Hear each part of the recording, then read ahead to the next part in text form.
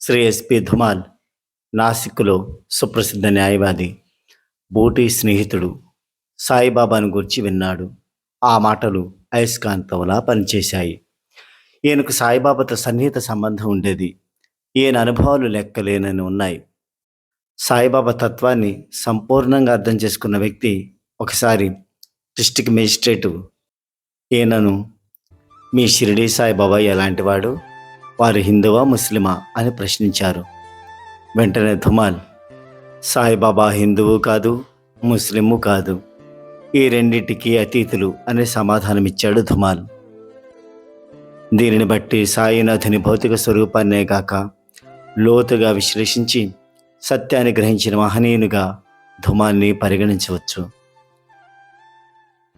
ఈయన సాయిబాబాను కోరిన కోరికలు లేనే లేవని చెప్పాలి. అదే కాక అనేకసార్లు ధుమాల్ అడిగినది కాదన్నారు సాయిబాబా.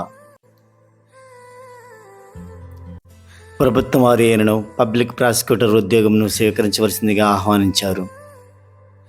అప్పుడు ధుమాల్, సాయి అనుమతి లేనిది ఏ పని చేయను అని సాయిని సంప్రదించాడు. అప్పుడు సాయిబాబా ఆ ఉద్యోగం వద్దు అన్నారు. అంతే, ధుమాల్ ఆ ఉద్యోగాన్ని అంగీకరించలేదు. బాబా ఏది చెప్పినా ఒక అర్థం పరమార్థం ఉంటుంది కాబట్టి బాబా మాట వినేవారందరూ కూడా ఆనందంగా గడుపుతారు. జై సాయిరాం.